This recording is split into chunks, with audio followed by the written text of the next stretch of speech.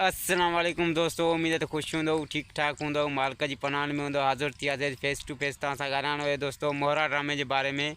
जीअं त अॻु में बि तव्हां सां मोहरा ड्रामे के बारे में ॻाल्हि ॿोल थी दोस्तों। अॼु हिकु भेरो ॿीहर वरी तव्हां सां ॻाल्हि ॿोल कंदासीं मोहरा ड्रामे के बारे में दोस्तों। तो मोहरा जो हिकिड़ो एपिसोड न हलियो दोस्तों, त असां तव्हांखे ॿुधायोसीं त राति जेको आहे त एपिसोड ऑन थींदो, त उहो एपिसोड बि दोस्तों ऑन न थियो दोस्तों। त असां तव्हांखे हुनजे बारे में अपडेट ॾींदासीं त उहो छो ऑन न थियो, छाजे करे ऑन न थियो। त इन खां पहिरीं असांजे चैनल ते न्यू आयो त सब्सक्राइब करे ऑल ते क्लिक कंदा दोस्तों, जीअं अहिड़ियूं अपडेटियूं तव्हां ताईं जेको आहे त बर वक़्तु पहुचंदियूं रहनि। जी दोस्तों, त हाणे पंहिंजी अपडेट जे तरफ़ हलूं था दोस्तों। त तव्हांखे मां ॿुधाईंदो रहां त मोहरा ड्रामे में जेको आहे त हाणे सस्पेंस वधी वियो आहे ऐं माण्हुनि खे इंतज़ारु रहे थो त मोहरा ड्रामो हले त असां ॾिसूं।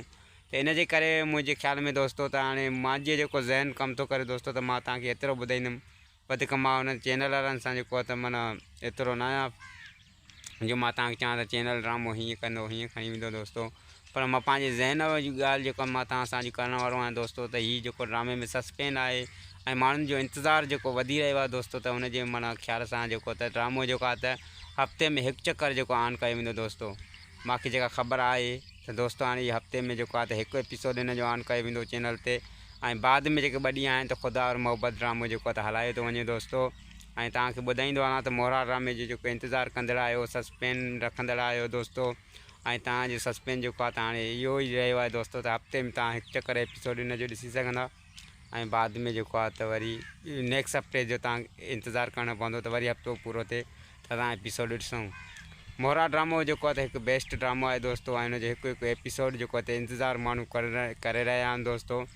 ऐं हीअ हफ़्तो जेको त हिकु एपिसोड हलियो दोस्तों, ऐं ॿ एपिसोड जेका हिन जा न हलिया।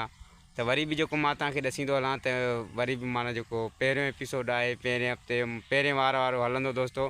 ऐं ॿ एपिसोड जेके हुन जा पोयां आहिनि त हुन ते ख़ुदा और मोहब्बत ड्रामो जेको आहे त ऑन कयो वेंदो दोस्तों।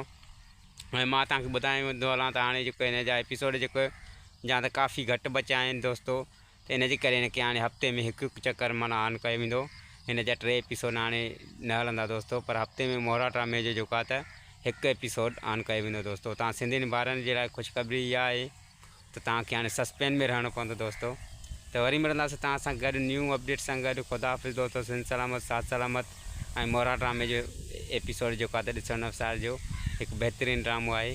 ख़ुदा हाफ़िज़ दोस्तों, वरी मिलंदासीं तव्हां सां कंहिं नेक्स्ट अपडेट सां गॾु।